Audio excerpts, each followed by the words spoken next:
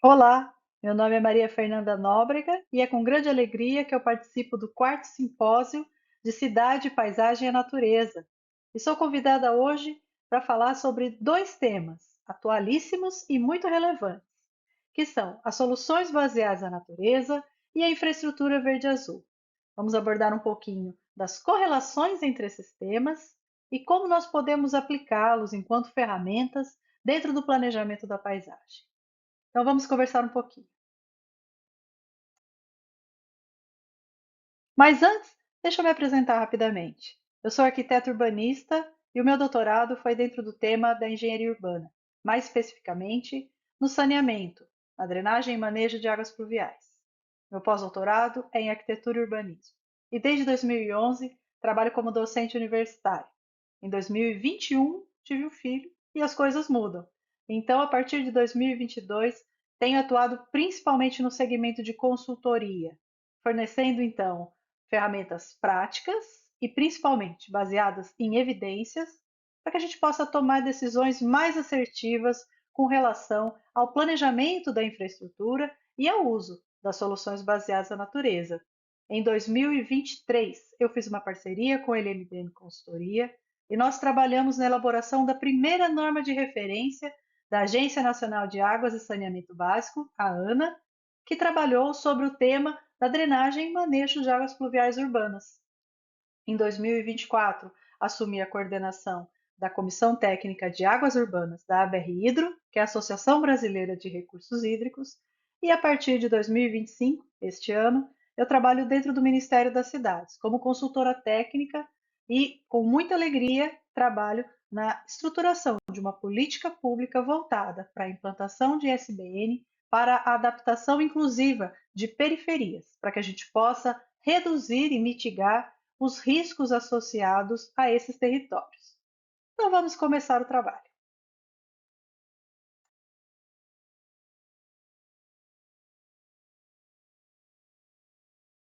Eu gosto de começar com uma pergunta simples. Vocês conseguem imaginar, vocês já pensaram, em toda a rede de infraestrutura que muitas vezes é invisível e que torna possível a nossa vida nas cidades? Imaginem quantos serviços são prestados por essa rede de infraestrutura. Vocês conseguem imaginar como seria viver sem essa rede? Mas, por outro lado, também conseguem imaginar como seria se a gente tivesse que conviver com toda essa rede? E eu falo em conviver com a rede de infraestrutura, porque, na verdade, quando a gente passa da abordagem convencional para uma abordagem mais integrada, sistêmica, a natureza é entendida como parte da infraestrutura urbana e que também é capaz de prestar para a gente múltiplos serviços. E aquela rede enterrada que a gente imaginava no passado, agora está na superfície e faz parte da nossa convivência no espaço urbano. Os serviços que a natureza nos presta muitas vezes são chamados de serviços ecossistêmicos, e eles podem ser categorizados, divididos, entendidos de diferentes formas. Mas o que é mais importante é que eles são a base para um ambiente urbano saudável, regulado, resiliente e diverso. Agora, trabalhar essa integração não é uma tarefa fácil, porém, a gente sabe que a arquitetura da paisagem tem uma tradição nesse processo e ela nos fornece ferramentas e abordagens muito interessantes para que a gente possa buscar melhores práticas projetuais. E para que a gente possa embasar a nossa discussão, vamos apresentar alguns dos conceitos que são trabalhados no campo das soluções baseadas na natureza. E um bom começo é partir de uma das definições que é mais amplamente aceita, a definição da IUCN de 2016, que nos diz que as soluções baseadas na natureza são ações que têm por finalidade proteger, gerenciar de maneira sustentável e recuperar ecossistemas naturais ou modificados. Essas soluções abordam de forma eficaz e adaptativa os desafios da sociedade, promovendo ao mesmo tempo o bem-estar humano e os benefícios para a biodiversidade. Porém, mais do que uma definição única, eu gosto de entender as soluções baseadas na natureza como um termo guarda-chuva, que hoje integram muitas outras definições que surgiram em diferentes campos do conhecimento e que têm em comum a abordagem sistêmica para entender o mundo e os problemas que precisamos resolver.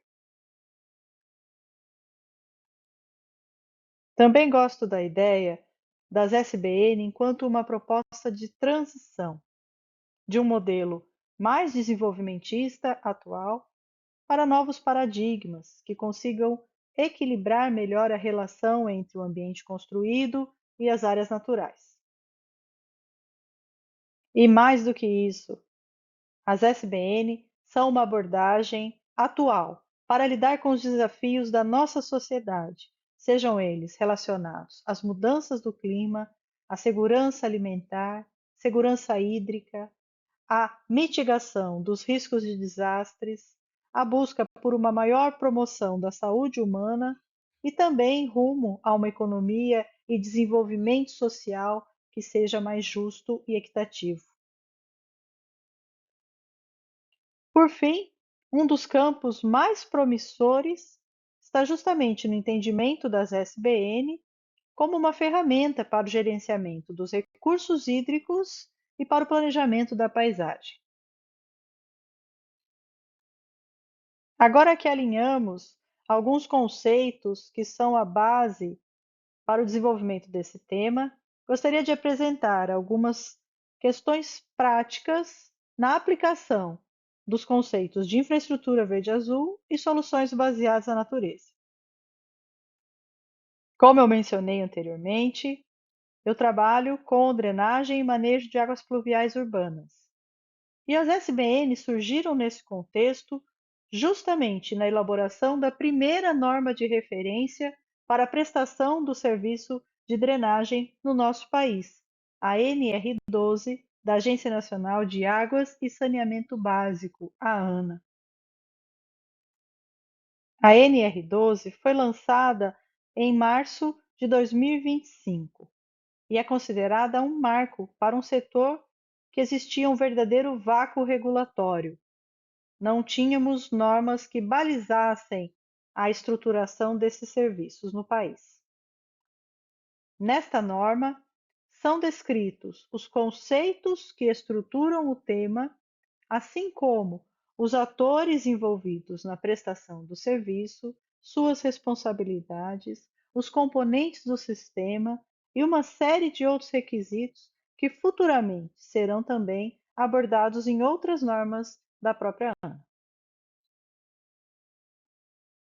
E olha como é fácil ver a importância que as SBN têm para a prestação desse serviço, porque lá na seção 3, no início da norma, que define os objetivos da prestação desse serviço, você já pode observar no parágrafo único: para atingir os objetivos dos serviços públicos de DEMAPU, deverá ser garantida a observância das melhores práticas na concepção dos sistemas e nos projetos de DEMAPU, adotando prioritariamente princípios de sustentabilidade e abordagem das soluções baseadas na natureza. E isso não foi à toa. Houve um grande processo de tomada de subsídio para a elaboração dessa norma e a abordagem das soluções baseadas na natureza foi uma grande unanimidade, o quanto era importante que o termo constasse na norma para se referir a todas aquelas práticas e técnicas que envolvem a sustentabilidade na drenagem urbana. E, no meu entendimento, um dos grandes avanços que a norma promove está na disseminação dos conceitos de que a infraestrutura verde, infraestrutura azul e a infraestrutura cinza são parte integrante dos sistemas de DEMAPU. Além disso, as funções desse sistema estão atreladas à coleta das águas pluviais, ao seu transporte, ao amortecimento de vazões e volumes, ao tratamento e à disposição final.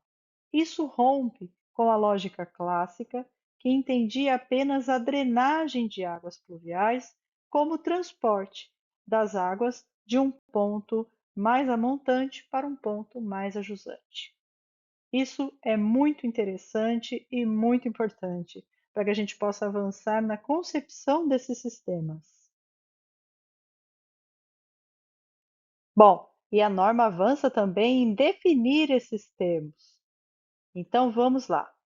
A infraestrutura verde é definida pela NR12 como um conjunto de infraestruturas e instalações operacionais de DEMAPU, preferencialmente interconectadas aos sistemas naturais, espaços livres e outros elementos da paisagem, construídas a partir da abordagem das soluções baseadas na natureza, que tem como objetivo, além da redução de alagamentos, inundações e enxurradas urbanas, proporcionar múltiplas funções, como melhoria da qualidade da água, a regulação do microclima, o aumento da biodiversidade, a promoção do bem-estar e a valorização da paisagem.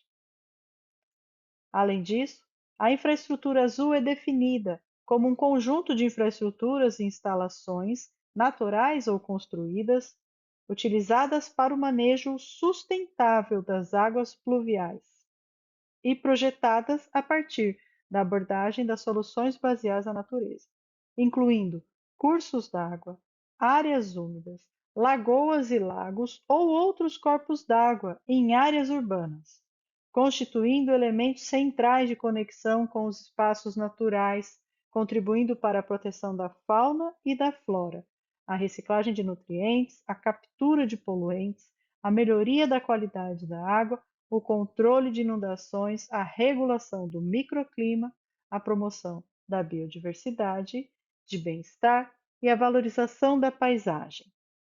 E, por fim, a infraestrutura cinza é apresentada como aquilo que nós habitualmente conhecíamos como drenagem urbana, que é aquele conjunto de infraestruturas e instalações operacionais de Demapu que tem como objetivo a redução de alagamentos, inundações e enxurradas urbanas, projetadas e construídas a partir da abordagem técnica convencional, que se fundamenta na rápida transferência do escoamento superficial excedente para jusante.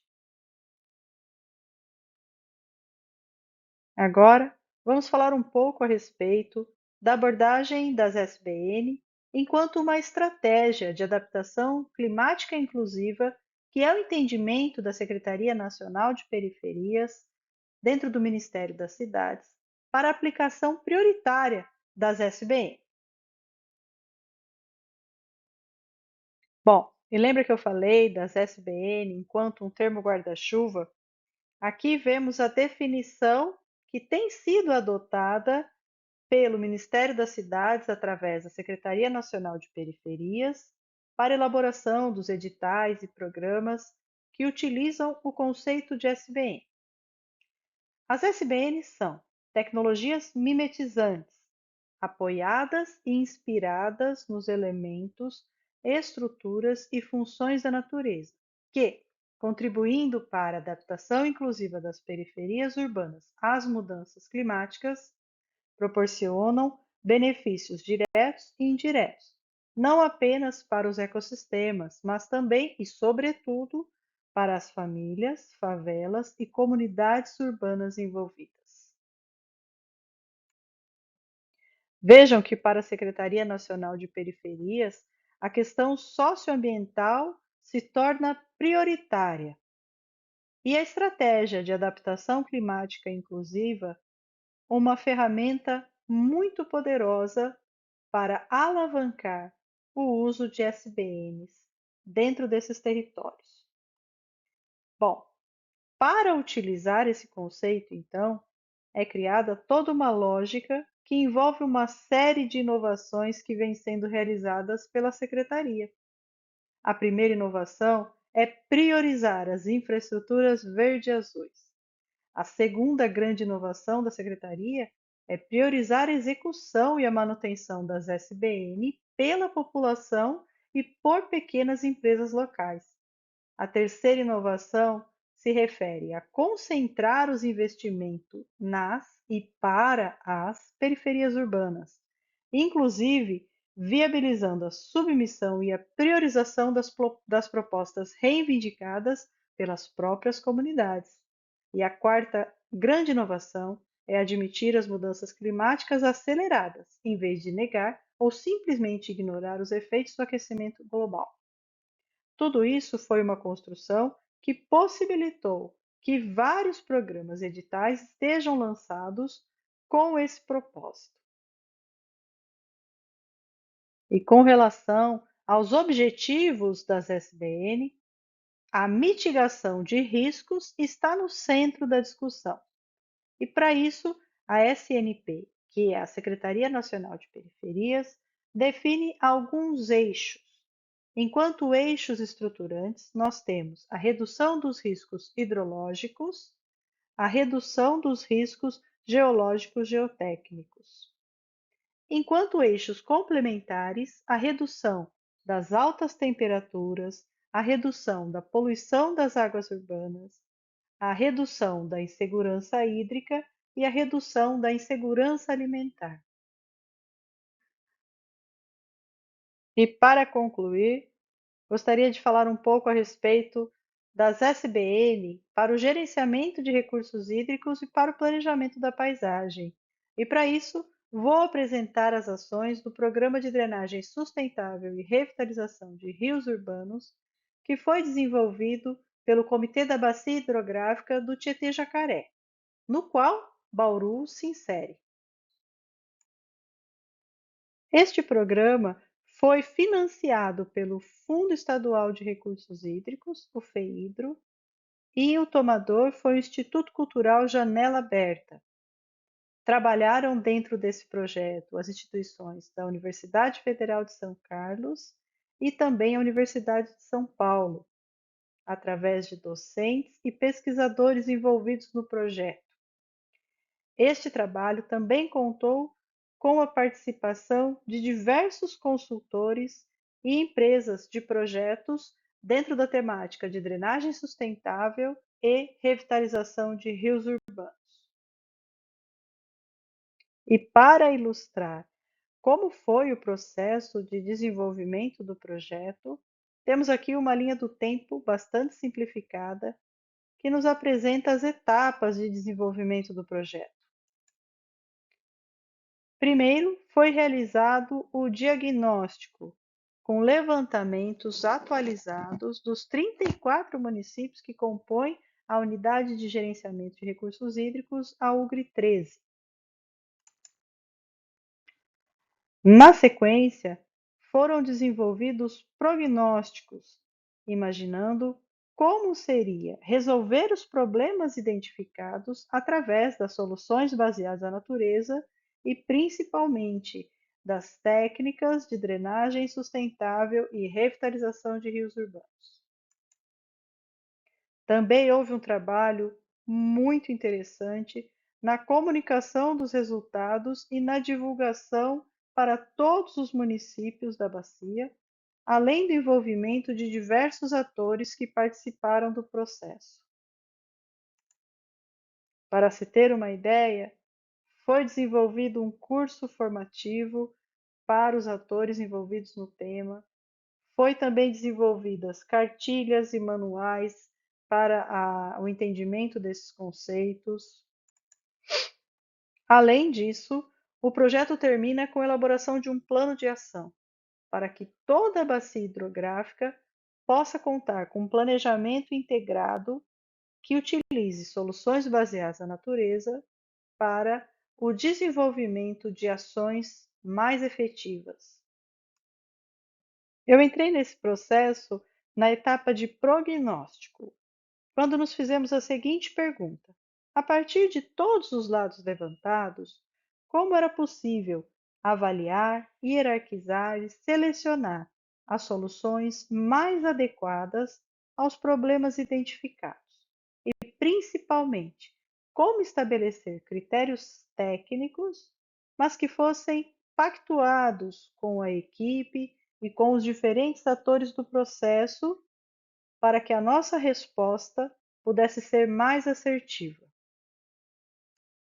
E, para tanto, considerando a diversidade de pessoas envolvidas e de situações aonde este processo deveria ser conduzido, ao invés de uma matriz de decisão convencional, nós elaboramos aquilo que foi chamado de jogo das soluções, ou seja, era um processo dinâmico, participativo e lúdico, no qual, a partir da elaboração de fichas pela equipe do projeto, que mostravam as diferentes situações identificadas em campo, além das diferentes soluções possíveis e técnicas e espaços livres, enfim, tudo aquilo que poderia ser proposto, nós tínhamos também uma série de possibilidades de implantação através de políticas públicas, que a gente pode citar como medidas não estruturais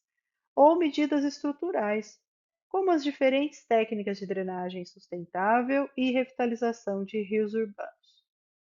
Este processo se mostrou muito interessante, pois ele resulta em uma pactuação coletiva de quais são os objetivos para aquele território, uma leitura rápida e a possibilidade de discussão para aquela situação, qual é a solução mais interessante e mais adequada para as particularidades daquele local.